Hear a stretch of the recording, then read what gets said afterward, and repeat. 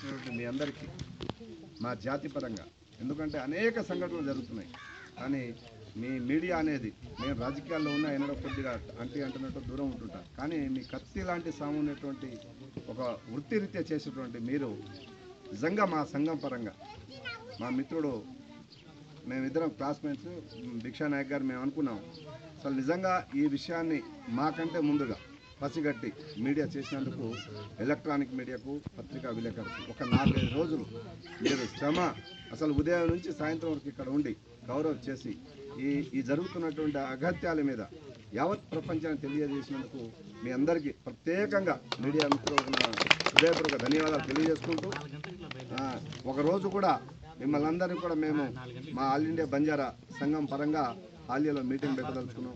మా సంస్కృతి మీద, మా విధి విధానాల మీద ఆ రోజు కూడా మీరందరూ కూడా ఆ విషయాన్ని ఎక్స్పోజ్ చేసి ఈ నియోజకవర్గంలో గిరిజనుల సమస్య మీద స్పందించినటువంటి ప్రతి ఒక్క విలేకరులకు హృదయపూర్వక నమస్కారాలు మరోసారి.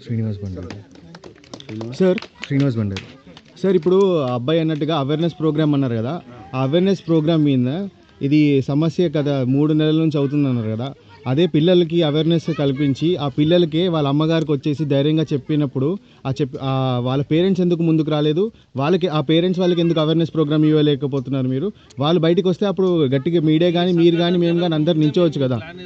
ఇప్పుడు ఇన్ని రోజులు అది జరుగుతుంది కదా, ఇప్పుడు మనమంతా పాలిటిక్స్ గురించి మాట్లాడుతున్నాం కానీ వాళ్ళకి అవేర్నెస్ ఎవరైతే బాధితులు ఉన్నారో ఆ విషయం మాట్లాడకుండా మనం వేరే వేరే విషయాలు మాట్లాడుతున్నాం.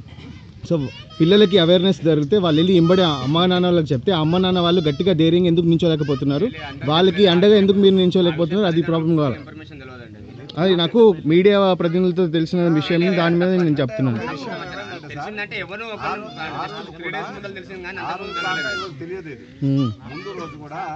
అంటే నా ఉద్దేశం ఏంటంటే పిల్లలకి అవగాహన వస్తే పేరెంట్స్ కూడా అవగాహన వస్తే జల్దీ, అంటే అట్లా మనం సమస్యని బ్లాక్ చేసే ఇచ్చాను.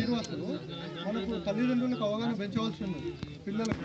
ఇంకొక మాట ఏంటంటే వీళ్ళు ఉండేది ఇప్పుడు హాలియాలు అనుకోండి, పెద్ద ఊరు దగ్గర తెలియడానికి అవకాశం ఉంటుంది, మీడియా మిత్రులకు ఎక్కువ తెలుస్తుంది.